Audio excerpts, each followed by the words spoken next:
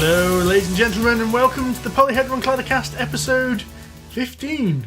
Hey, that's quite a few now. Still going strong. We're not far off a year. I know. Wow. Yes. We should have an anniversary. We should. We should. We should get drunk and talk about games. Wait.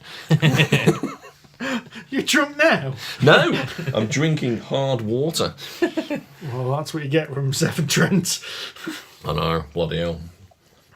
You could put anything in there. Taste. Do you know what? I'll be quiet. You were at Severn Trent might sue us. It might as well. You do realise that I don't know why it's happened, but it now just defaults. No matter what I set on the settings, according to iTunes, we're obscene. Wait, knows I'm in it. Yeah, there are episodes where we've not had any swearing, and I swear I've set the explicit language filter to no, it's clean, and iTunes goes, no, once explicit, always explicit. We're tarnished now with a brush. We know full well that you were thinking about it. Yes. Totally. Oh. I did want to mention a little church parish notice kind of thing at the beginning. Mm-hmm. Very soon I'm going to have a little bit of disruption to my daily life. When's it due? No, not that. Oh. In that I'll be moving house soon. So at the moment I live about a mile from these two guys. Yeah. And very soon I'm going to be living about 35 miles away. It's bloody inconsiderate is what I think. It is, yeah. Just rude. Rude. So yeah. we're going to have He's not even asked permission. No? He didn't clear it with us first at all. No memo was sent. It's disgraceful, really. So if I sent a memo, it would have been fine, would it?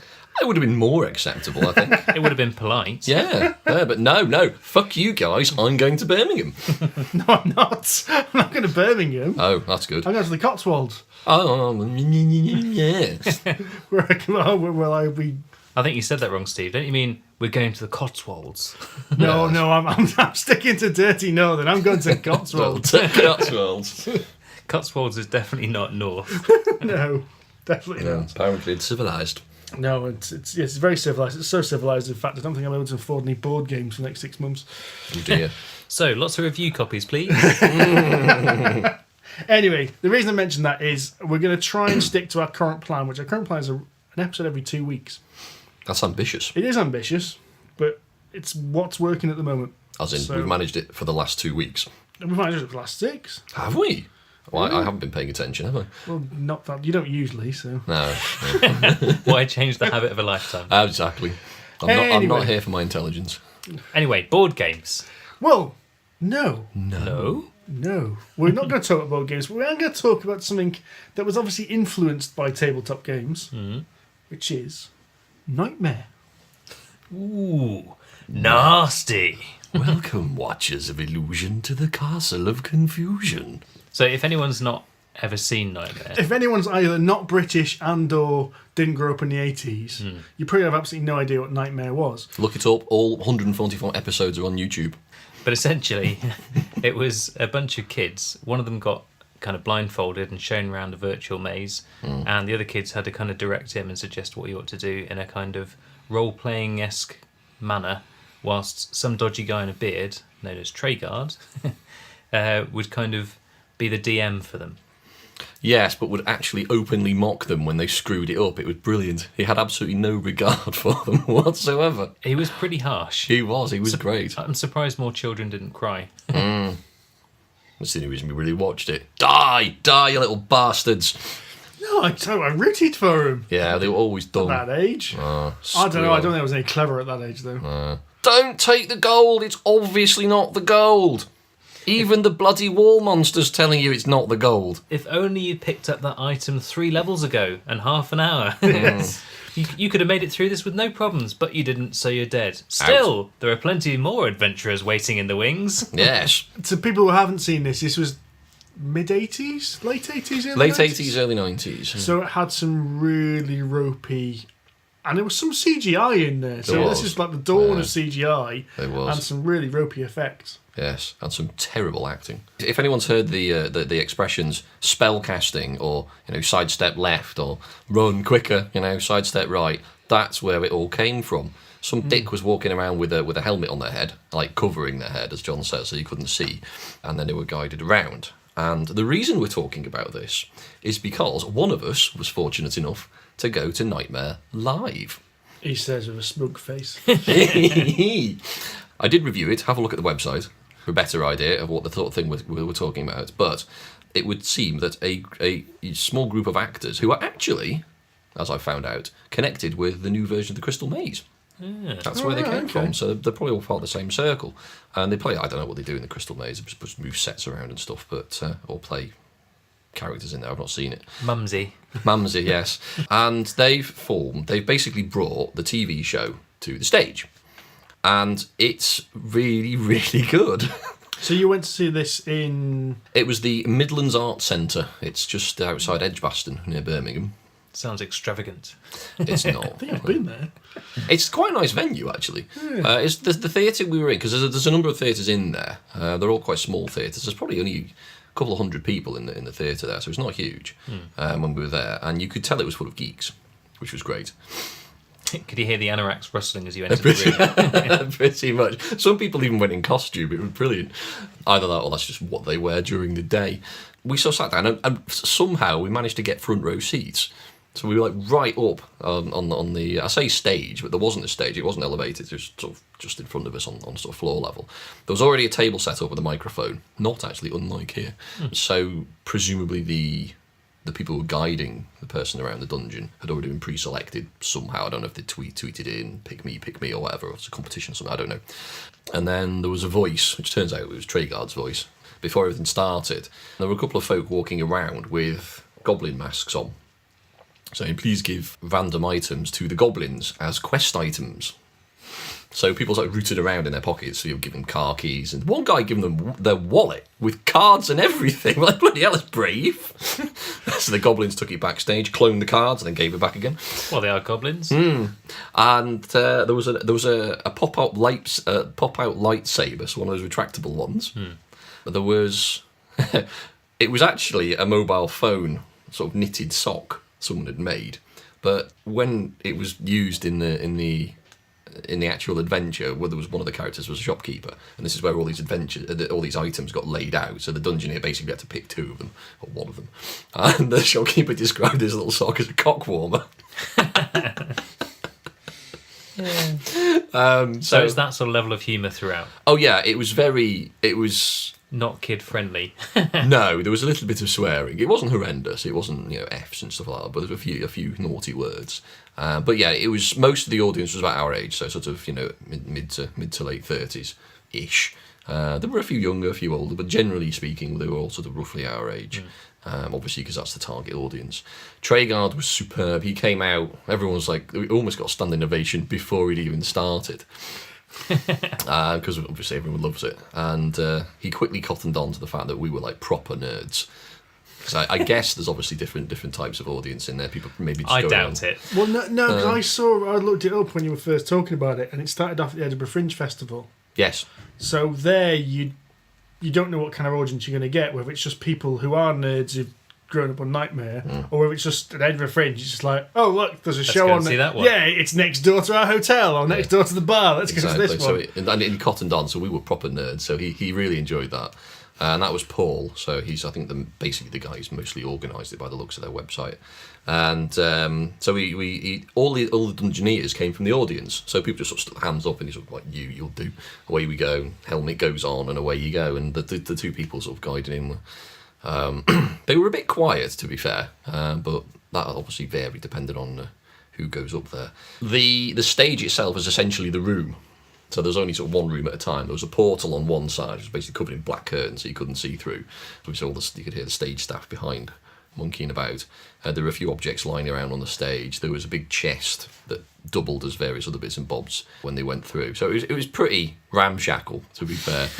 Definitely rough around the edges, but it worked. It had a certain charm to it that felt like Knightmare, because Knightmare was never particularly high tech, really, was it? No, it wasn't the most Wasn't production values, was it? I was going to say it wasn't very well polished. No, and it worked. Which really added did. to it in some ways. Yeah, and it worked just as well on the stage. But they had this really clever lighting system. So in order to symbolise which level of the dungeon we were on, they had this big screen at the back.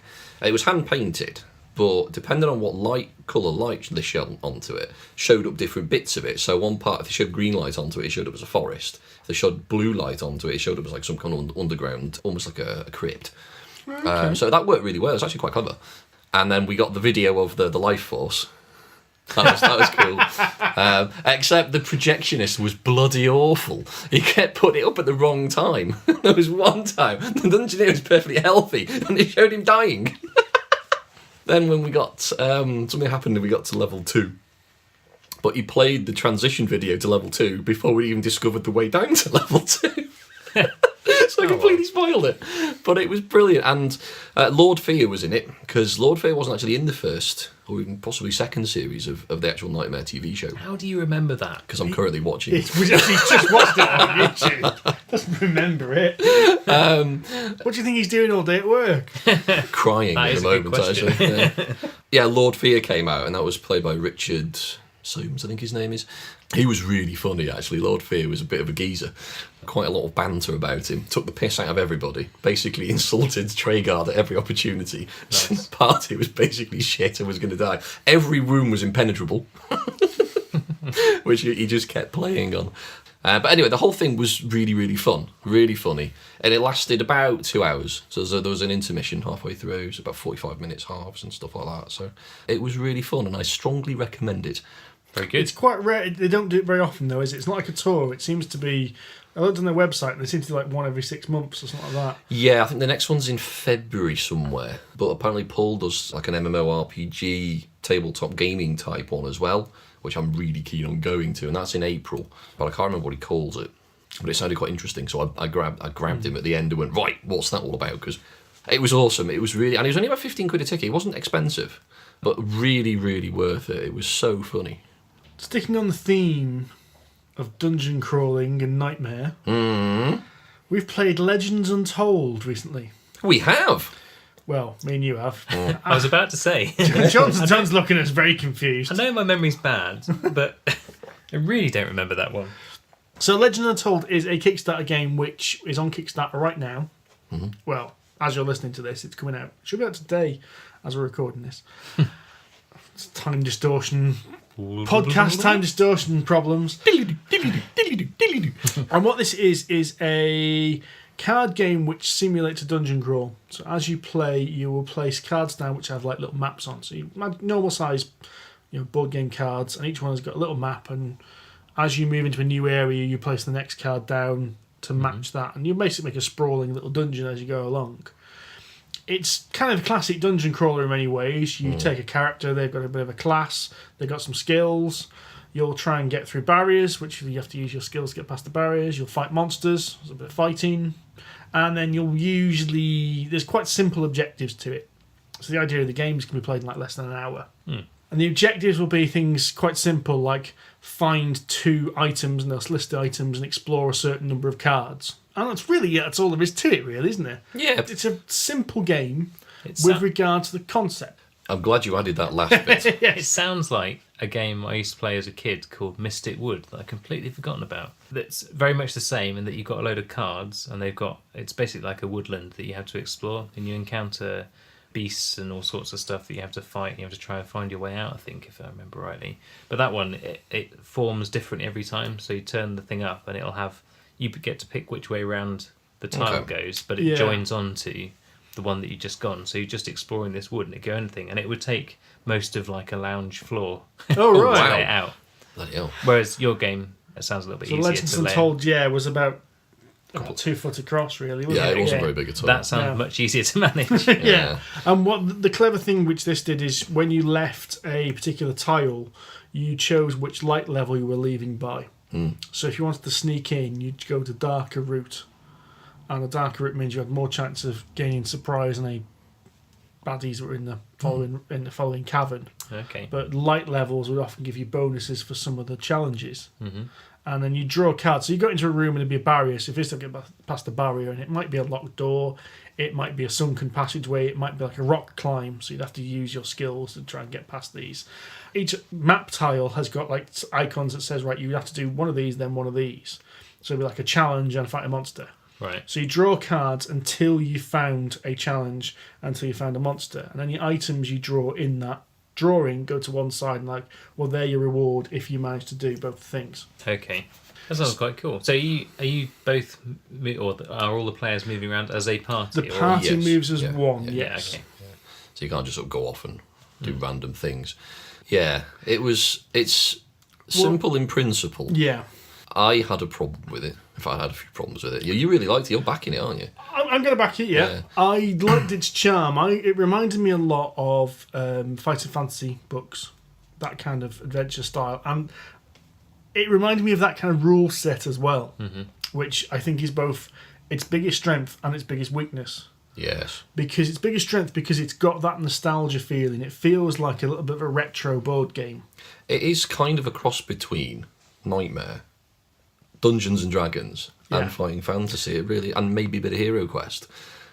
Yeah, I would actually even say less Hero Quest because, Hero Quest was more granular, it was more detailed. Yeah. I'd say you're right. A cross between Knightmare, Fighting Fantasy, and D&D. And D&D, yeah. You are, because all your characters have got stats and all this sort of stuff. But I found it too faffy. Yes, and I agree with Sorry. you. You found that game too faffy. Yes. Well, because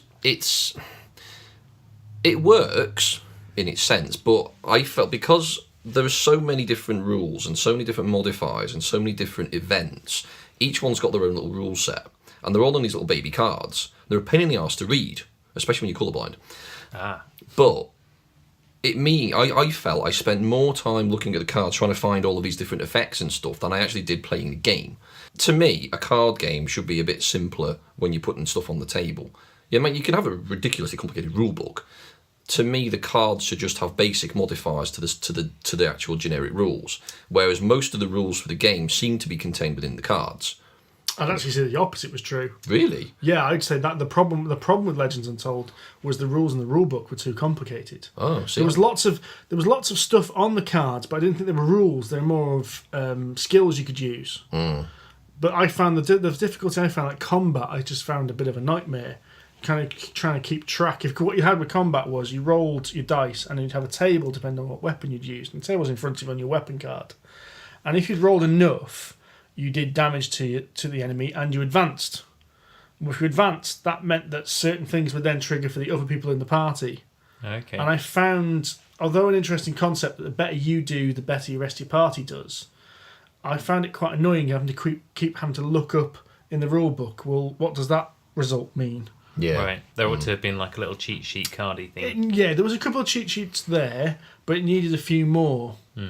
And that's again coming back to this style. I mean, we're probably not going to cover it because I don't think any of us are going to buy it, but the new version of Blood Bowl has gone out to a lot of reviewers recently. Apparently it's the same game as what was released in the mid-90s. There was lots of tables.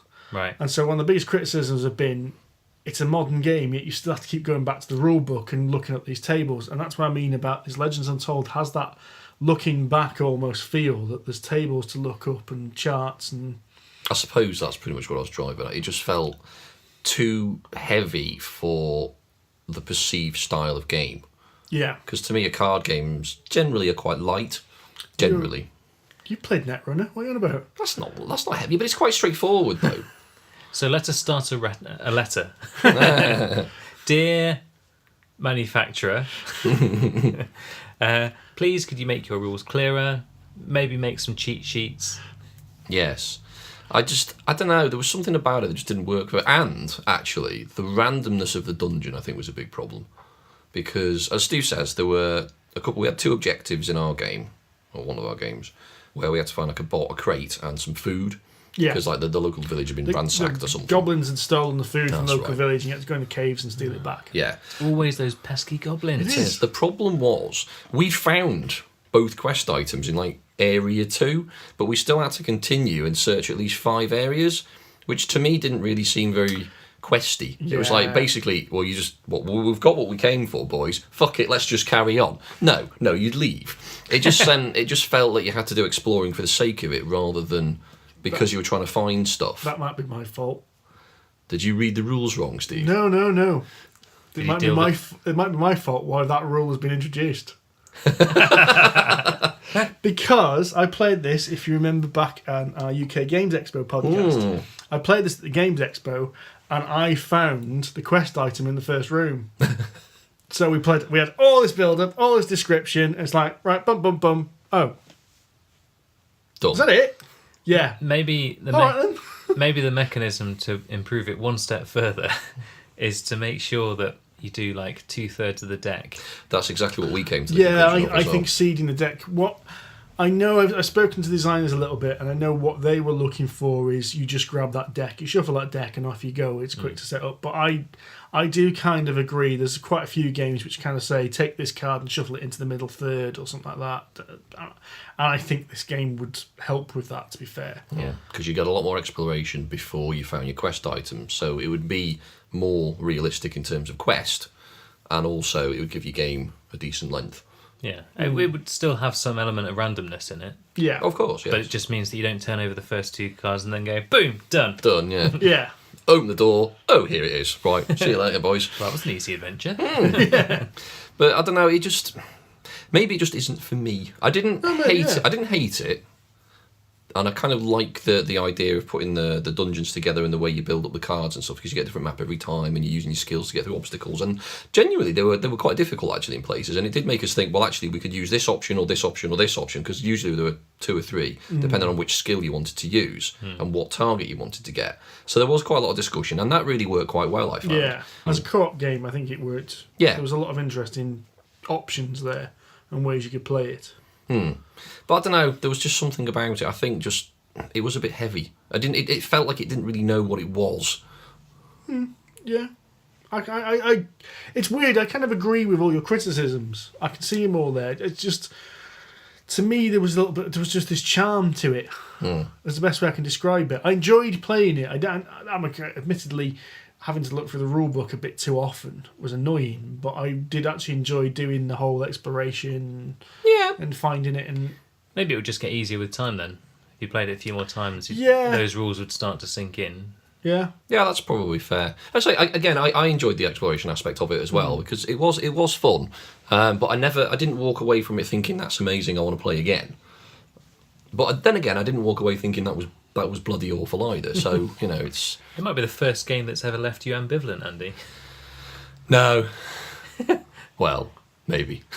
Generally a fairly polarised response If it's from not you. great, it's terrible. so that's Legends Untold. I think I'd probably enjoy it. I think you would I think actually. you would, actually, yeah. It's got that right amount of exploration and randomness to it. Yeah. And you can't backstab anybody, so maybe you wouldn't. I like cooperative games as well. But no, I think you would. I think you would enjoy it. It was all right. Yeah. It's got some randomness in it, so it's not all just strategy. No, very much no. So, very quick, that was Legends Untold, by the way. That's on Kickstarter right now. Another game that's on Kickstarter right now, we just want to give a shout out to, because we've done a little bit of a review of quite a few episodes back. That was actually our preview to the UK Games Expo, which was Ominoes. Yes. Love that game. So, Ominoes is, again, I like to describe this game as a game where you don't play to your optimum move, you play to the sub-optimum move for every single other player. I like that game. Yeah, this game went down really, really well with us, because Steve got the review copy, in March or something. Yeah. And we all sat down to play it. We'd finished one game, like, right, we want to play again. It was really, really good. All 3 of us really enjoyed it. It's really straightforward, really simple to play. Takes about 20 minutes for a game, if that. Yeah. Yeah, it was about like that. Yeah. Even with our thing. Yeah. And no, we all really enjoyed it. It's a really, really great little game. Very, very brief description. You've got dice with 4 colours, which are the 4 player colours, and the aim is to get 4 of your dice next to each other. So a bit Or of more. a... Or more, yeah. Or more, yeah. At least 4, then, should we say. So to get that bit of a Candy Crush kind of element to it, And what you do is you roll dice to find out what you're going to do. And 2 of the cards are wild cards. 2 of the sides are wild cards that allow you to either move pieces or re-roll pieces. And then you place them on the board. And that's all it is. Yeah. You just place dice, and usually you're placing your opponent's dice. Yes. So usually you're trying to just screw them up as much as possible, putting their tokens on opposite ends of the boards, That's it. building roadblocks. Just moving them around, or And for some reason, John enjoyed this. Hard to believe, isn't it? It is, I know. Funny that. But no, it's a really, really good game, so definitely worth definitely worth a back. look. Yeah. So, whilst on the subject of dungeon crawling and exploration, Steve was good enough to introduce me. You haven't played this yet, I don't think. No. Have you played anything? Yes. Oh, yes, you have. We've got a couple of games me and John can talk about. Hooray! Andy can. I played some games without you guys, so fuck you. But on the subject of exploration... I'm hurt. God damn it. You weren't around. It was a one-off thing. It meant nothing. On the subject of exploration and adventuring, kind of, we have recently played a few games of Mansions of Madness, 2nd edition and 1st edition, because Steve is... I would say first edition. You've got the 1st edition. Oh, yeah, we didn't play it, though. Oh, do we not? Oh, No. We took some of the characters from it, though. Yeah, we didn't play first edition. Oh, okay. No. We did not play first edition. We played the 2nd edition. Yes. But we had some characters from the 1st edition. I bought the Mansions of Madness 2nd edition, and within that are cards so you can use the miniatures and floor tiles from the 1st edition. It is, in theme and many of the mechanics, a similar game, but the setup and the way the game plays out is completely different. Yes. So if you've played Mansions of Madness 1st edition, it's like your old school dungeon crawler 1 versus many. So it's like your old Hero Quest or Descent. In that one person plays the keeper, which is the person who's responsible for running the monsters and running the mansion itself.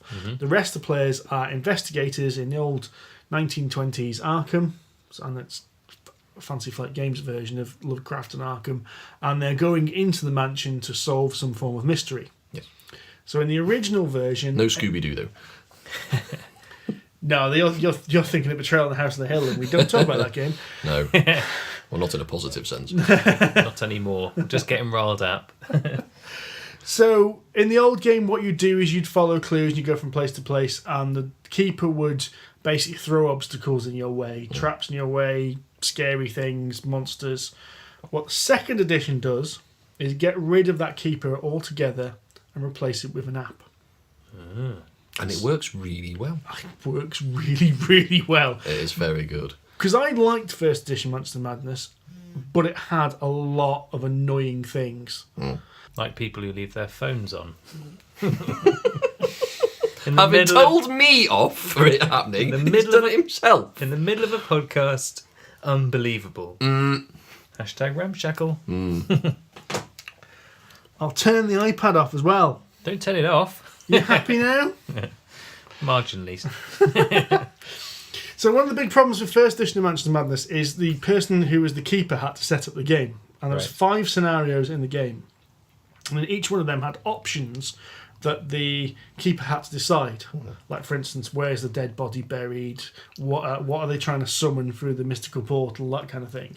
And then you'd have to place cards down on the board based on the options you'd picked. So every room would have a little stack of cards, which would be like items, traps, locks, puzzles. Right. And it was, number one, this process took the best part of half an hour. Crikey. So ideally you want to do it when other people weren't there, but which was a pain in the arse when we go to Worcester and play it in a pub, because everyone's there chatting while you're trying to set it up. The second problem was, the 1st edition of Mansions had some really nasty misprints in it. Secondly... In what sense? Well, the other problem is, I was going to come to, is it's very easy to make a mistake. And we definitely had an adventure or a mystery where the key was on the wrong side of a locked door. And I still to this day can't work out whether I got that wrong or whether I followed the rulebook and the rulebook got it wrong. Right. But I know, for instance, there's one of the worst examples, one of the expansions, the map required you to use the same piece of cardboard twice. Skills. So it was a misprint. Somebody had made... Well, dropped a complete bollock, really, on the rulebook. So you couldn't actually play the map in the scenario unless you had 2 sets of Mansions of Madness for 1 floor tile. That's silly. That is optimistic of the Yes. manufacturers. Especially because the RRP is about 90 quid, isn't it? No, that's the old one. I'm talking about the 1st edition now. Right. So that was about 40, 50 quid. Oh, that's not so bad. At the time. Yeah, oh, well. You can't buy it now. Yeah. You So- can. You can't. They're not printing it anymore. God, you're a pedant. Yes, I am. Anyway, what I wanted to say is the app just takes away all this nonsense. It's... And presumably it frees up another person to play as well. Yeah. which is nice. Yeah, which is really good. And you don't have that one person who's just trying to be a bastard to everyone else as well.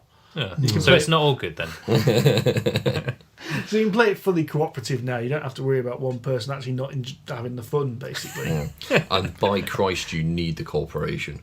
Yes. It is really hard. I mean, even because you and I have now played the first 2 Yes. of 2nd edition. Yeah, I want to play it more, but they get more difficult and they get longer to play. So it tells you how long it recommends each mystery is going to take. And is that a reasonable? We found it was a Estimate? little bit underestimating. Yeah, okay. So, So- pretty standard. Yeah. Yeah, Well, yeah. the one we played on Tuesday night said it would take up to an hour and a half. It took us 2.5 hours. But that was teaching some people the game. Yeah, okay. And also, everyone wanted to get every single clue. I think if you'd concentrated on the objective, you could have done it in the time it said. Yeah, okay. Now, what worries me is the 5th adventure in there, it reckons takes 360 minutes. 6 hours. That's a lot. That's an all-day affair, isn't it? Really? That's an all weekend affair, isn't Yeah, it? That's pushing Twilight Imperium levels of playtime. Now. Yeah. That's insane. Or Talisman with all the expansions. But it's and one thing we didn't know, because the one thing we talked about the first time we played it was, well, hang on, if you've played it once, you're going to know all the answers, so it makes it difficult to replay it, which I don't think is actually true, because I have replayed it and it's actually okay, because we discovered on Tuesday night the game actually changes. So there's at least 2 maps for one of the missions, and There's three maps. is there? You've had a third. But the annoying thing is I didn't know it did this. So I've played the first mission 3 times now, and it randomly chooses which map you're going to get. Right. And unfortunately, I played the same map 3 times. If I'd have known it was a different map, I would have reset it and started again to get a random map. You could do something that ticks off in the app to say that you've played these ones, so that you're only playing new ones, perhaps. Perhaps. Yeah. Perhaps. If I were making the app. But it also, between different playthroughs, it also moves clue items around, so they're not always in the same place. And it randomises the monsters as well. So you're not always fighting the same monsters. Oh, really? Yeah, definitely. Oh, that's there are good. some key monsters which Yeah. are to do with the plot which remain, Yes. but a lot of the others vary between what you That's play. good. Yeah. So, like, for instance, if you have got first edition, it means you can mix in some of the first edition Oh, that's monsters cool. as well. That's good. So it's because you can tell the app which versions of the game you've got, and you can also tell which expansions you've got. So it takes all of these things into account, which is really quite good. It's a really, really nice app. There's a couple of things in the app that I think it's missing, because there are some puzzles in it. They're like slightly block puzzles, or guess with a combination of a lock sort of puzzles, and you're supposed to be limited by the particular skill of your investigator, which limits the number of turns you're supposed to be able to take Right. in a single action. The problem is, it doesn't stop you. You can just keep going. Right. So I think what it would be better is if you told the app, right, my investigator has a law skill of, say, 3. So it would limit you every turn to say you've got 3 goes, then you have to take another action. Yeah. Whereas there's no limit as it stands at the moment, so you could take like 14 different actions, solve it in one go, and you wouldn't actually know any better. So does everyone who plays the game have a copy of the No, app? that does have There's one just app between one, you, just yeah. one. So you would still have to flick between which character is currently solving that No, puzzle. you just pass it. If you do it on a tablet, just pass the tablet to that player, okay, right. and they do the puzzle. But And still, you'd have to tell the app that you were this character now. well, this is it, you don't choose. You don't at the moment. No, but if what Andy's No, talking or about, you could just enter in the skill you've got. What is your law skill? Yeah, for okay. go, rather than having to choose. What it does mean is also is the app keeps tracks of which items you've picked up. Yes. So there's certain evidence items. Now, this is one of the part of games I didn't like. It got a bit too mechanical with the evidence. in inverted quotes. Yeah, I did air quotes here. So what you'd do is, as you'd solve parts of the mystery, you'd pick up evidence items, and they were like things like, one of them was the Cthulhu statue. Where anyone who's read Call of Cthulhu will know what it is. Other ones are like incriminating evidence, Circumstantial evidence. physical evidence. Photographic evidence. I just felt a little bit too mechanical to me. Like, oh, I've collected 5 pieces of evidence now, I can now go. When the rest of the whole game is so atmospheric and so like almost playing an RPG with the app running the RPG. Because it does, when you investigate an item, it's not just a case of, right, you go to a drawer, pick an item up. It's like, oh, you scramble through the drawers and you find this notebook. Because you need So- you need to roll a certain value, against the skill. Yeah, you'll have to do skill checks. Yeah. So are the items, are they just in the app? Or do you have like a physical card? You have a you physical have card. cards, Okay, yeah. so that's why they've got to be the photographic evidence then, because presumably for different things, you couldn't just say it's a picture of this particular scene. Maybe it wouldn't work in different... That's obviously what they've done, is they've reduced the component count by doing like photographic evidence. But it would have been nice if there was maybe some random ones in there that were the red herrings. Yeah, okay. You know, a family portrait, or I think.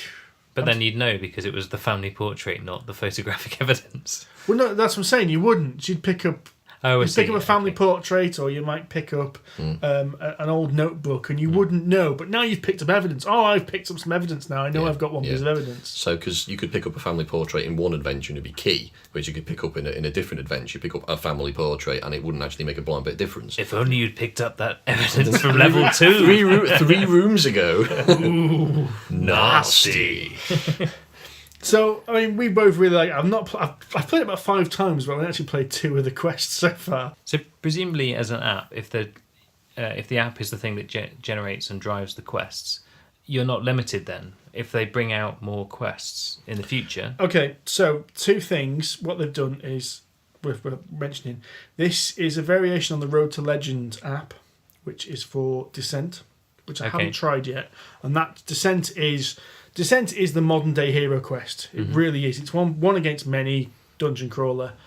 Absolutely love that game. They brought an app for that to make that fully cooperative. I haven't tried that out yet. I really need to now. I've played Manchester Madness. I'm really keen to try that out. Pick me! What it does is, number 1, they've got the physical expansions, the physical sets. So Road to Legend is one they've added, and afterwards Manchester Madness is one they've started right from the start and said it's going to have the app. So what you do is you say, right, I've got the base box, I've got this, I've got that. Okay. So it knows which floor tiles you've got, which miniatures you've got, and which characters you've got. What they've done in Manchester Madness, it comes with 5 adventures as it is, mysteries or whatever they're called. What you can also do as well, you can buy expansions which are the miniatures from what was in the first edition. So there was the first edition and 2 expansions for the first edition, and then they've made that into 2 sets. So the first edition box set and the 2 expansions, they each add an extra adventure. Right. So you've got, if you owned everything in the first edition or you buy the 2 expansions, you've got 7. They have announced they're going to be doing further mysteries or further adventures as DLC. Okay. So it's in-app purchases. So the app is free to download, but these extra adventures, I think they said about $3. I can't remember, $3 or £3. Oh, that's really cheap. That's really good. I think you got a couple of adventures. I wasn't sure. That's really good, actually. See, now I was half torn on this because I thought that first, £3, yeah, I would buy them for £3. And I thought, hang on, it's £96 to buy this game. That's true, actually, yeah. So I've That's already a bit cheeky on top. Yeah, so I was trying to work out. Now, somebody did say, well, bear in mind that what you've paid for is the physical part of the game. You've paid for mouldings and cardboard and printings and shipping, whereas the in-app purchases is probably to recoup some of the programming costs. You know, somebody's coding this app and... Software engineers aren't cheap. Yeah. Oh, no, wait. No, that's not what I've heard. Yeah. What do you... I mean, this kind of raises one of the questions I would like to open to the floor, actually, is one thing we were discussing in the car on the way back, actually, is the fact that there's a slight danger that you could actually play the game without the game. You could just play the app. It's dangerously close to just being a complete game in itself, in the sense that if you just had a piece of paper and a pen, you could keep track of where your adventurers are, where the bad guys are, because the app keeps track of all the hit points, where a lot of the monsters are. It keeps hit points of the monsters. It doesn't keep track of your hit points. No, it doesn't, no. You could, in theory. Not that you're suggesting that you should do this. No, not but at all. You could save yourself 96 quid and download the app. I'd heard this argument before I bought the game. And I was really worried that this was going to be the case. I knew I was going to buy it anyway. I said I was torn about spending nearly £100 on a board game. No, you were. We all know I'm addicted to Cthulhu stuff. I was worried about this, and I thought once I started playing it, I just cannot see how you can substitute it. Yeah, you could use a paper and pen. You could give it a go, but you'd miss out on a lot. You'd miss out on half of it. Yeah. I mean, I'm not suggesting you should, because it would be rubbish. Yeah. But in theory, you could do it. But I it think wouldn't you be could. anywhere near as nice. It wouldn't be anywhere near as nice. And I was quite surprised. When I'd heard this before, I was expecting it to be almost all app, to the point where I was half expecting to move your miniatures around on the app as well. Right. But thankfully, no. Everything like that is covered with the board. And it doesn't know where the monsters are. It doesn't know where you are. It just knows what you've explored. Yeah, it just says, move this monster closer to the investigators, Yeah. and that's it. So you have to sort of obviously do that mechanically, which is good. I think there's a level of abstraction that requires the physical board, which I think is a good thing. Yeah. And it adds obviously visual Yeah. stimuli. It's still got that thing which makes us play board games. What board? Well, no, yeah. The cardboard. no, the very but- pretty cardboard. Well, yes. What I mean is that's that tactile thing. You could play this game entirely on an app over the internet from our couches, put a Skype headset on and play this as it is, like people do with Roll20 Net and all the other online RPG stuff. Mm-hmm. But it's that thing about 5 of you sitting around a table, rolling dice, drawing cards. Getting the shit kicked out of you Looking when each someone summons a shoggoth. Yes. Looking each other in the eye as you stab them in the back. At least you have the good grace to do that. This one's for you. Stab, stab. So yeah, I mean, I really, really like it. Yeah, I'm impressed. I'm glad I purchased it. So am I. I was. Because it means I don't have to. I need to play it, clearly. Yes, do, you do you actually. do. Yeah. Because I want to play Escape from Innsmouth again. Because I've now played Yeah, it twice. We screwed that up so badly the first time. Oh, we did, yeah. The Because second time Laura and I I- played it, everything, honestly, the entire map was on fire. We ran out of fire tokens. We just sort of bollocks to it. We just got burned. Slight spoiler for the story, but we don't know how much it changes between plays. We're supposed to get a boat to make us escape from Innsmouth, and you're supposed to light a fire on the pier so they know where to go, and then go to the bell tower and ring the bell tower. But I got a bit Leroy Jenkins, legged it the bell tower and rang the bell tower, thinking, yeah, we can escape now. Thinking, we can sort the lamp out later. The next thing you know, the escape boat crashes into the pier. Because it couldn't see it. It's storming straight in. So it has spent a few turns fixing the boat. By which time we kind of got beaten up by a deep one. Yeah, that deep one just kicked our ass, didn't it? And then, because there's a mob that wanders round. And this isn't too much of a spoiler because it basically happens in like turn 2 or something. If you've read Shadow over Innsmouth, none of it's a spoiler. Right, okay, it's basically that. It is basically the Shadow over Innsmouth. But there's this story. mob that wanders around, this huge mob. It's got like 90 hit points or something ridiculous if there's 3 or 4 of you. It's only 60 if there's 2 of you, so the scale is like... Oh, is it scaled? Yeah, but it's still 60 a lot. to 85 hit points. Just knock it down a third if there's only half of you. It's still a lot of hit points that you're never going to attack, but it just basically wanders around this map in a big square. And unfortunately, the deep one was kind of following it, and I was in the wrong place. So basically, I got swept up by this mob, they kicked the crap out of me, and then got dumped onto a square with the deep one, and then kicked the crap out of me. Good skills. Oh yeah, it's a really, I loved it, and it's such a good game. I'm really impressed with it. Now, I've heard some people complain about the components. Some people said the miniatures aren't as good as the first edition. And I've heard a lot of people on forums complain that all the miniatures are on large black bases. And some of them are disproportionately large. The investigators aren't too bad, but the monsters especially are on these large black plastic bases. Now, I've found myself, when you look at the board, it's noticeable, but when you're playing, you see and lose track. But one of the big complaints is these plastic bases are so big, they obscure the beautifully drawn artwork of the board. Right. And they are literally that sort of size, so like 2 inches by 2 inches for some of them. They're huge. I've seen some of your tweets. Yes, yeah. So you get an idea there. It's, but again, I don't know. I mean, yeah, they are large, but I don't think it really mattered that much. As I said, once we'd started playing, I didn't notice. No. So that was Manchester Man, the second edition. Me and Andy love it. We need to get John to play it. I think John would like it as well. Hell yeah. Yeah. You go read, and this is to everyone actually. Go read Shadow over Innsmouth. All right. If you want an introduction into Call of Cthulhu proper, Shadow over Innsmouth is brilliant. I'm thinking of something like 92% on the Mistborn trilogy, so it might be soon. Excellent. And well, you can download. If you look around on the web, you can download the entire H.P. Lovecraft stuff for free because it's all out of copyright now. Oh, wow. So there's some, I can't remember the link. I might try if I can find it and put the show notes. There's someone who collated everything, can even put footnotes in and all sorts. That's the version I've got. For Kindle. Yeah, it's EPUB version, so it goes on Kindle. And Maze balls. yeah. Shadow of Innsmouth, Call of Cthulhu are probably the main two. Yeah. Okay, very quickly, me and John's played a game. Hey! We played Dobble Star Wars. So going from dungeon crawlers, adventures, and heavy RPGs to quite possibly the lightest game I think I've ever played, because it's effectively Snap.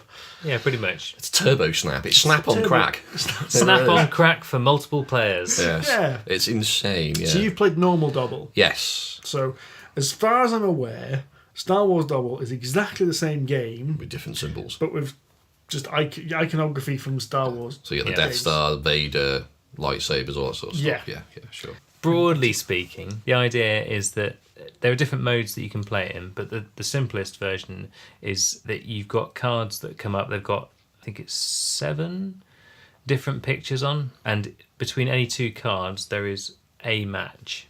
So one of the symbols on any card will match one of the symbols on whichever card it is you've got in your hand, and you're most of the time at the same time looking between the card that you've got and one in the centre, trying to match to get rid of your card. So the quicker you can match them, the quicker you can get rid of them. But obviously, as soon as you put your card down, the one of the little changes. Now everyone else has got to match whatever it is they've got, which is pretty frantic. It's good fun. Yeah. It is. One thing I do find a little bit odd, maybe it's just the Star Wars one, but some of them have got words in them. Oh, really? Yeah, did they not have that on the standard one? No. Okay, so was it Jedi and Sith? Jedi and Sith. As soon as you see those words, you're like, Jedi, Jedi, Jedi. Oh, I ran out of words, so I have to look at the pictures and work out what they are now. Okay. Yeah. I No, think- the normal game doesn't have that. I think it's a shame that it's actually got the words in there. Yeah. Because- Hoth was another one. Hoth, yeah. Yeah. Jedi, Sith, and Hoth were words. Whereas the pictures, they're in different orientations and different sizes and things like that. The same pose of figures and whatever, but they're much more difficult to recognise quickly because they're not just like a simple shape that your mind will really quickly find. It didn't help as well that half of us aren't massive Star Wars fans like Steve is, and so consequently we're like the dark dude, the lightsaber, Jar Jar Binks, that spaceship there. Whereas Steve's like, it's an A-wing Type 3. Blah, blah, blah. Yeah. It's good fun though. Yeah. We found that kids are a lot better at it than adults. Probably because our brains are addled. But I could entirely believe that. Yeah. It was quite, I said, because the Star Wars thing, I really want to play it now with like 2 or 3 other full-on Star Wars geeks, because we were playing it with Amanda and Kaz, and they were quite a lot of time going, Death Star, they got that one. Okay, Jedi, Jar Jar Binks, yeah, fair enough. Then the rest of the time was that spaceship, Yeah. that thing. Vespin, Lando. Lando. They were learning a bit more though. They were saying more as we were going on. Yeah, that's true. But like Imperial Shuttle was lost on them. It's still a Y-wing. TIE Advanced was, I think, a tricky one. You could have said Vader's TIE, I suppose, but Yeah. Vader's tie. What? A Kipper tie. Undo it. Oh, that's better. Yeah, so it was a good game, good fun. Yeah. Lots of different modes to play it in. Probably my least favourite mode is when we were trying to put cards down into each other's hands. I think maybe, it didn't mention the rules, but I think maybe you shouldn't be able to give backseat. yes. Because, so if I've got like one that says Sith and someone else got one that says Sith, I say Sith and whack it on their hand, job's a good one. Then they go Sith and put it straight back on mine. Yeah, and then because you know that they've got Sith, you could, in keep theory, going- just keep keep getting going stuck in the backwards loop. and Exactly. Oh, I didn't know Yeah. you could do that rule. I don't think we played that rule. Well, that's what we're saying. We think that the rule needs adding. Yeah. There's one of that was one where you put it back. But I preferred the one that was the one when everyone had their own pile and there wasn't a middle pile. That's wasn't right, it? yeah. I preferred the one when there's something Right. in the middle. No, we've not played that variant. Yeah, there's about 5 variants in the rulebook. They're all boiled down to spotting something as quickly as possible. Yeah. And placing it somewhere. But yeah, That one felt like it worked least well, although it did also feel like the most frantic. Yes. So- and this game is frantic. It is yeah. like It's insane. listen. You've just spotted something in the world. Yeah, oh for God's sake, that's all changed. Which is why I like the one when you place the card down in the middle the best, because you're about to go, oh, the one where you grabbed it. Because the amount of time someone I've got to admit that set was not going to last long. No. I could only see some of those cards starting to get creased. Yes, people. Yeah, hands Shove go that to the hand to the middle, middle. yeah. Crunch, and they get splattered across the table because two people collide and the cards go everywhere. It's But like it is that, good fun. It's like that drinking game, Donkey. Where I can't even remember the rules. The only bit I remember Were is you that drunk? yes, In a drinking game, surely not. I've been doing it right. The main thing is that when you get to the end, someone makes a particular. I think you have to get 2 sets of 4 cards, and then when you get that, you shout donkey, and there's a load of spoons in the middle of the table, and there's one less spoon than there are players, so someone's not going to get the spoon, but everyone can go for the spoons as soon as someone shouts donkey. So especially after a few beers, as soon as people start shouting donkey, people go mad. Like people end up with viciously cut hands as they, yank a spoon through someone else's fingers, and yeah, I can imagine that card game getting in similar sorts of. But not nice quick one. I mean, it's a lot more immature than everything else we've been describing today. It's only about a tenner to buy as well. It's pretty not cheap. much, yeah. It's a pretty cheap game. So it's a little round It's tin. a little Isn't it? round, yeah. Yeah, it's As I said, there's quite a few versions of it. It's a bit like Flux. It's got tons of versions. Yeah. It's definitely up there in the list of gateway games you could play with mates with kids, I reckon. Yeah, Agreed. Yes. definitely. Yeah, so that was Dobble. Time for questions? Questions! Yeah, Time we for like questions. Delving into the mailbag. Russell, you get your hand out of there, Mr. Cage. Sorry. What is it? Oh, You get your hand out of my mailbag. there's a hole in the bottom of this bag. Feels like warm gooseberries. We've had a couple of questions from the Angel of Dice, at the Angel of Dice on Twitter. One of the questions is, what are your pet peeves about gaming? Ooh. Pet peeves about gaming. Crap games? Having to review crap games? Yeah. Having to write a review of a crap game? No, gaming in general. People who don't listen to when you're teaching them the rules. Yes. Oh, God, yes. I really hate that one. That's really annoying. I'll get my coat. It's not that I don't listen. I've just got an awful memory. I don't mind that. If it's obvious that you were paying attention, it's Just stupid. Yeah, I can forgive you for that, John. That's not your fault. It's just an inherent trait. Yeah, it's those people that, as you explain the rules, they start talking or Yes. looking at their phone. It's like, I'm explaining. You're going to ask this in a few minutes' Exactly. time. I'm going to make up some rules for this one. Right, here we go. Yeah. In fact, I distinctly remember a time on a Tuesday night where you're like, right, this rule's really important. 3 people just looking around the room. Oi! That is really, really annoying. Because, yeah, you just get halfway through the game, you're like, oh, for God's sake, we've gone through this. There's one particular pet peeve which I actually think is only to one particular person, but it winds me up every time. So if you're listening, we won't mention names. Okay. There's one person I've noticed other people do this. They'll bring a game and they know this game inside out, and when they teach the game, they don't go easy on anyone. Right. So I won't use the exact example because that would point out who it is. But they'll play a game where they have looked through every single card and worked out the best strategies. Right. Because it's their game, so they win on turn 3 while everyone else is still going, what's this card do? What am I supposed to be doing? Oh, God. You see, that's why games like Talisman are a good idea, because even when you're really good at them, even when you played them a million times and you can read off the card as soon as people get the first 3 words in it, you're still going to get stuff because there's a reasonable element of randomness in them. Yeah. So maybe just playing the wrong game, Steve.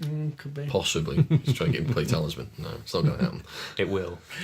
Anyone else? This is going back to a bit like the 5 games that you hate. This is more struggling to. This is more not the games, but things about the gaming industry, things what other people do. I mean, I've got pet peeves about being in the UK. Seems to be like the last place people get games. I remember actually someone saying on Twitter, "Oh, has the Sheen gone off Cry Havoc yet?" We haven't got Cry Havoc yet. It hasn't been released over here yet. Yeah, that's quite annoying. Yeah. Yeah. Having to pay the shipping imports for a lot of the games that are released elsewhere is pretty annoying. Yeah, the price of gaming is currently my pet peeve. Yeah, it's horrible expensive. Like a 40 quid game, 6 months ago is now a 50 quid game. It's a huge increase in money. It's just, as we mentioned last week, it's making getting board games for Christmas almost prohibitive. Yeah. Which is annoying. And actually, just generally, because we're not generic board gamers, because we know we've all got specific tastes and we don't go for things like roll and move. What's roll and move? Like Monopoly or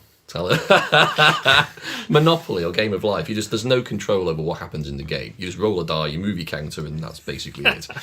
You do need to play Talisman. No, but there's always an element of control in those games. You could even say to someone, right, I want this for Christmas or for my birthday, or can you as a whatever, if you find it, can you go and buy it?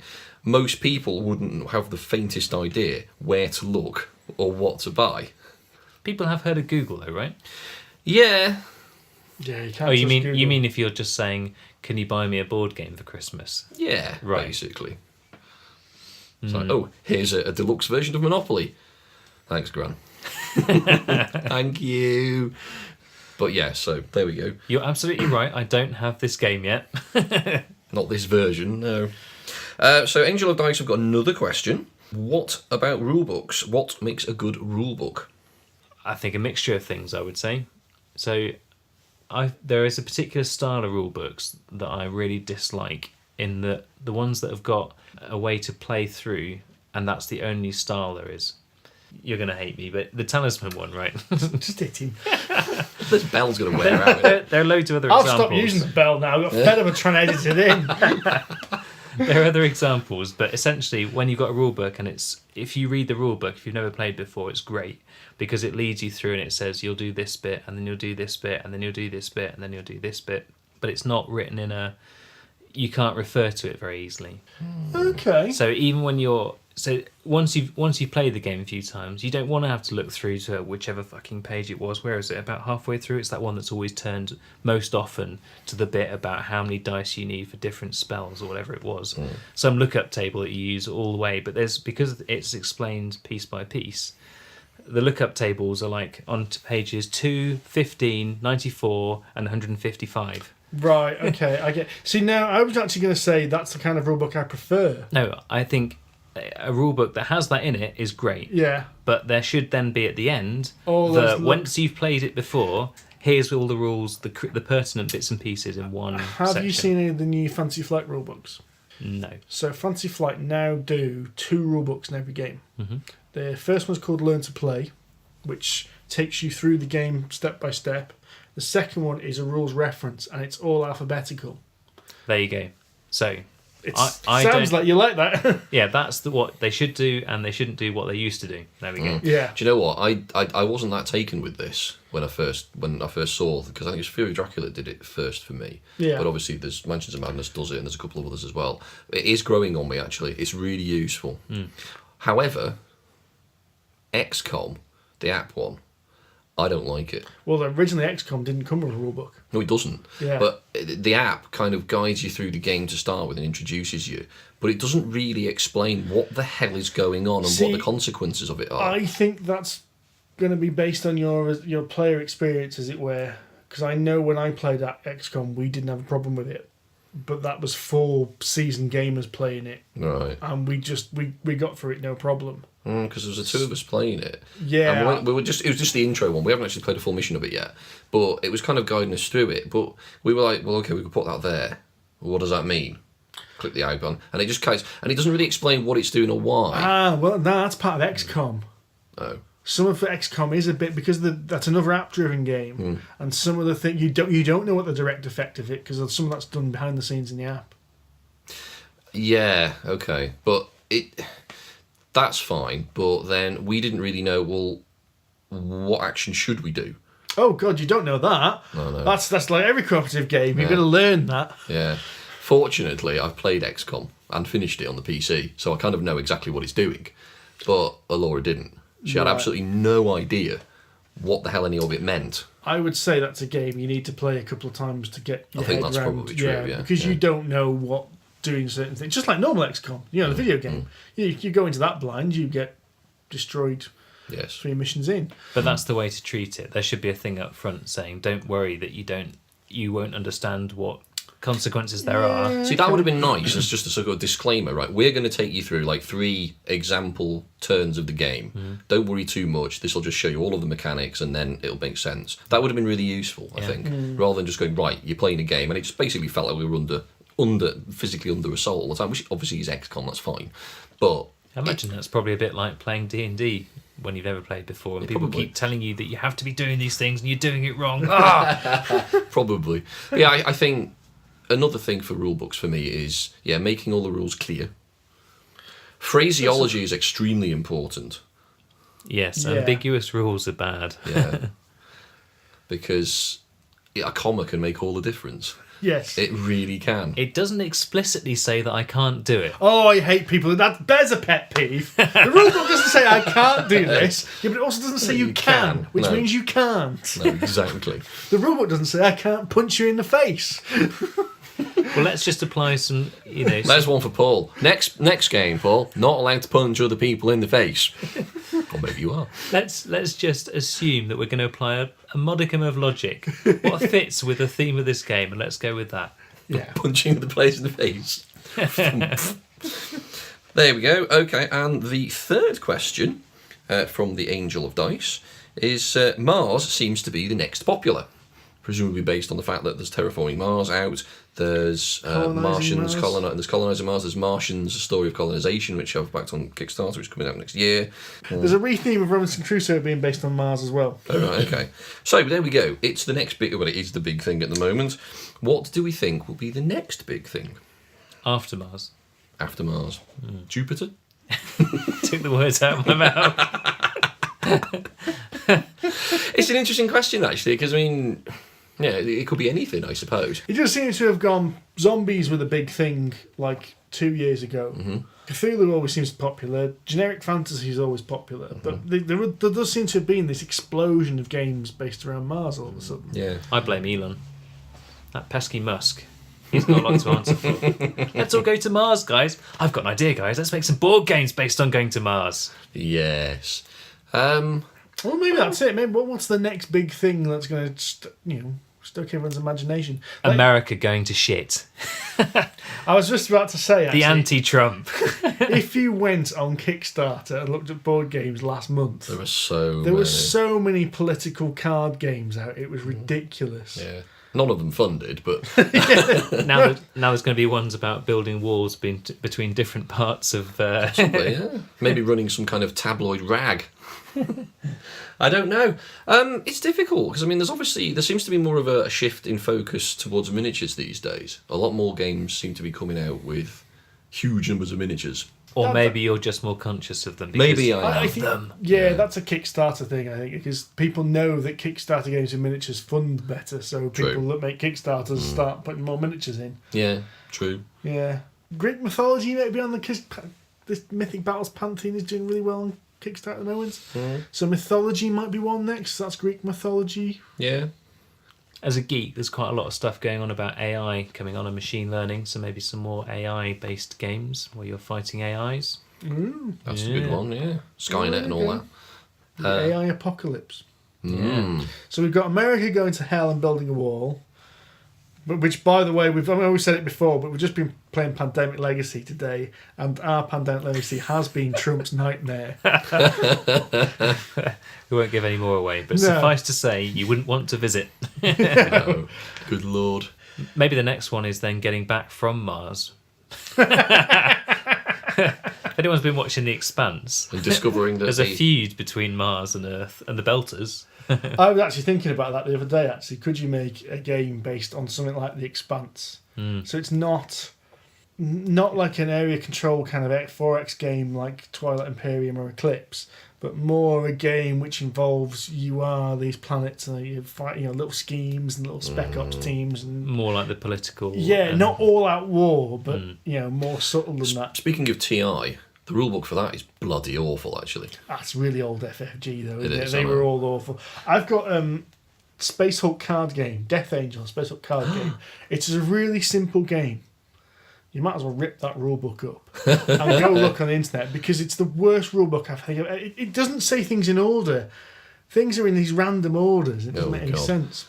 Ian Cutler asks, what are your thoughts on what Fantasy Flight Games might have up their sleeves to replace GW licensed products? So it's Games Workshop licensed products. Didn't we discuss this a few podcasts ago? You and me did it. Yeah. The split. We did. And we kind of said that we think games like Talisman will turn up again. Yeah. But the games, it's what's interesting is what games that Fantasy Flight Games have lost. Yeah. So Fantasy Flight Games' living card game range, which is their range of their form of collectible card game, they release one of them every year, so they're going to drop 2 of them at the moment. They've already dropped one effectively. Yeah. They had a Warhammer Fantasy Battles one, and they had a Warhammer 40,000 one. Now the Warhammer 40,000 one is now 2 years ago, so you can see they drop them out of sequence anyway, so they don't tend to come back. You've got to think about what Fantasy Flight games are going to be missing out of their, what's the word I'm looking for? Catalogue. Range. Yeah, catalogue. Right, not canon, catalogue. Think of it from a marketing. Let's put our business heads on and think of it from a marketing point of view, and kind of go, well, what has been lost by them removing the games? So the big ones they've lost now. Well, they've lost Talisman and Relics. They're both the same game. They've lost Forbidden Stars, which is a big 4X style strategy game. Horus Heresy. Horus Heresy, I think, is died a death anyway. That's been out of print for a long time anyway. Okay. Blood Bowl Team Manager was another one of the big ones. I say big ones, but it was one of those ones that ticked over quite nicely. Sure.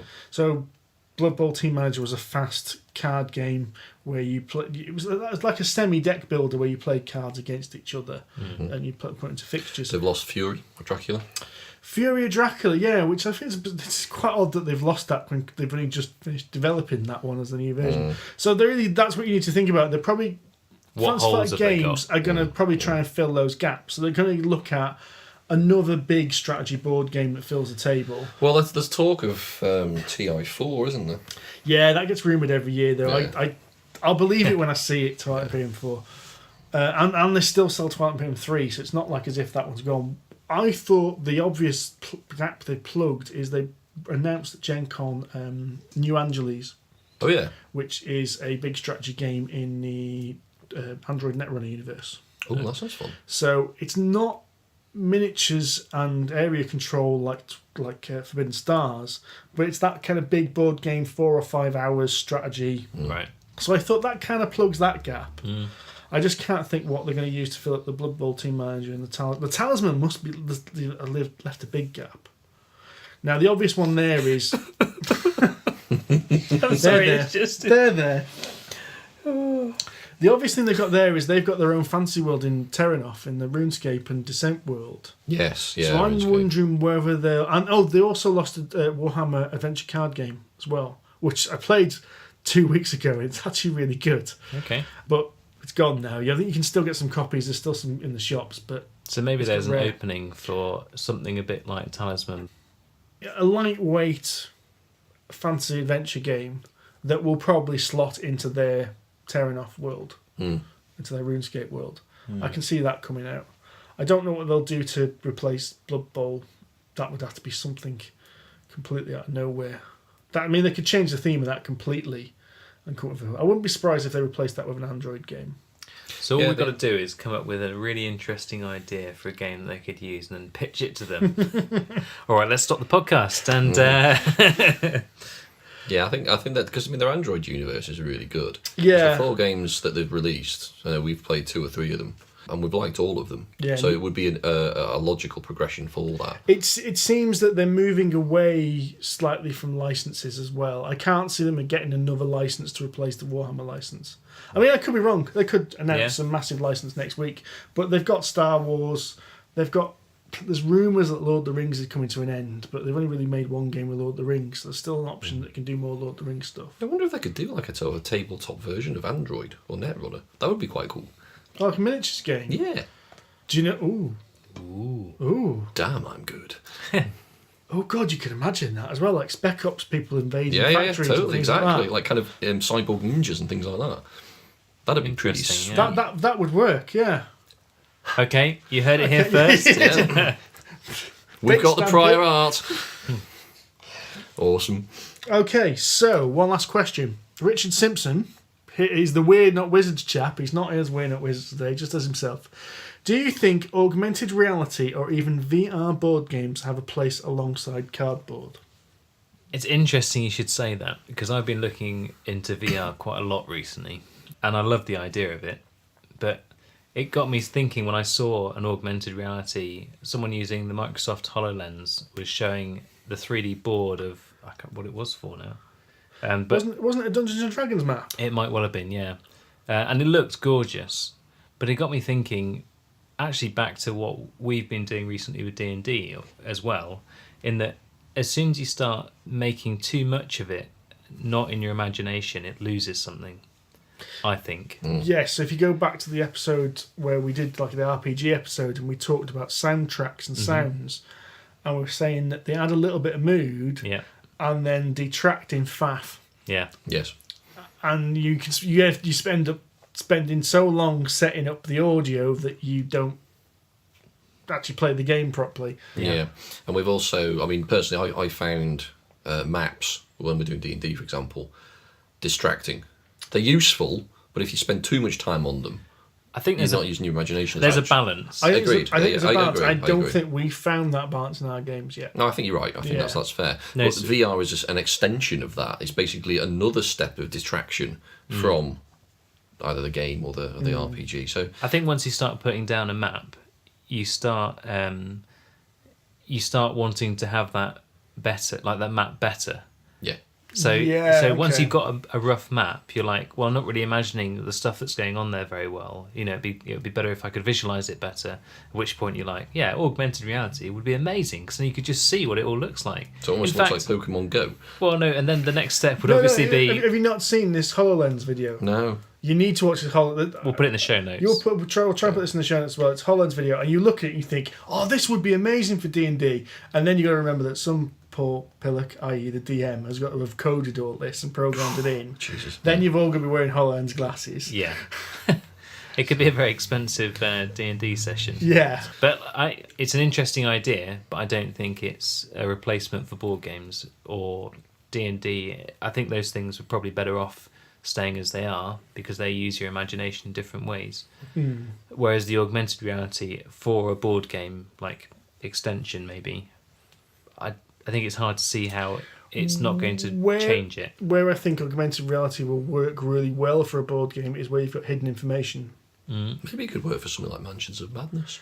Well, I was going to say, don't write it off because of things like Mansions of Madness. That app, as we were saying, that app has proven that you can really integrate it and add to the story with it. So you could put, if you've got your VR goggles on, you've got the board on the table, and you could have your Shoggoth shambling around in the VR, but then you've got a locked door, so the VR won't go any further than that locked door until you unlock it. Yeah. That could be quite cool.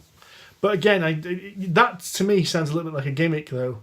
Yeah. What I was thinking is, what if you had the augmented reality was showing you things on the board that the other players can't see? Oh. Yeah, that sort of thing could work. So something almost like battleships, Yeah. in the sense that only you can see a particular set of the information that's available. really good. So I don't think it's going to. Don't think it's going to really add to good the, idea. our existing games, but it'll make new kinds of games. Like, say for example, Escape from the Aliens in Outer Space.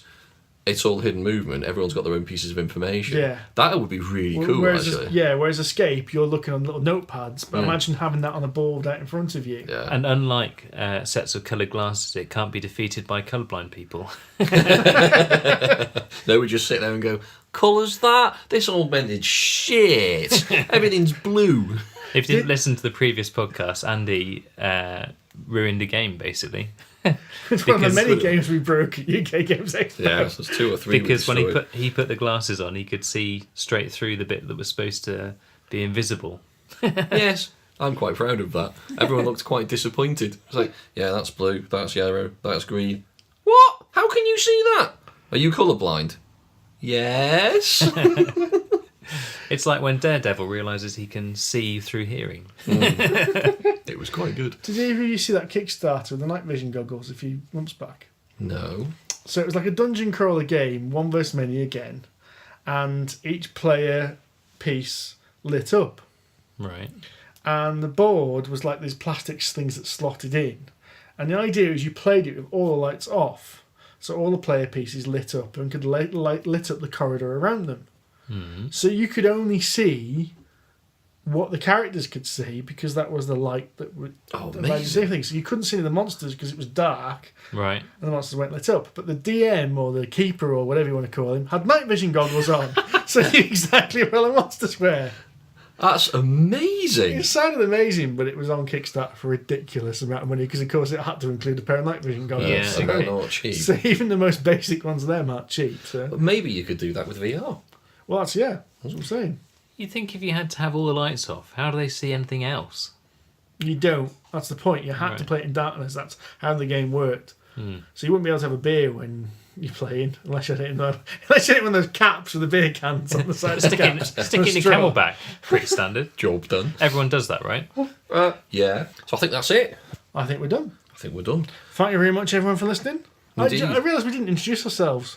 We didn't. No. Did we not? No. Who are you? We could do that in a minute, and then we can re-record it, and you can shuffle it back to the beginning. Oh, that means I'm going to edit it in. You No, love no. editing. And on that bombshell, we could do it in reverse. I've been John Cage, I've been Andy Lewis. I've been Steve Tudor.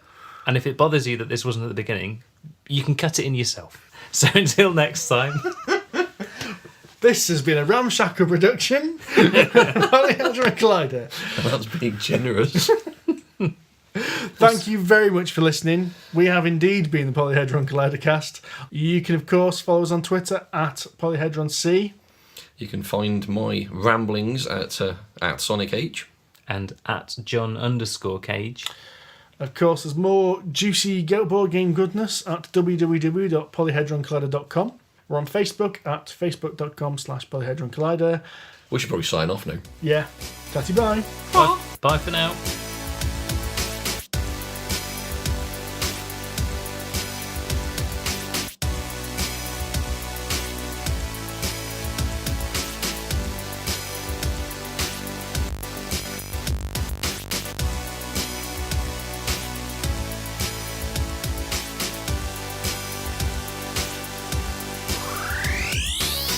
Going through a couple of them, they're LCG games. And they tend to release an LCG game every year now.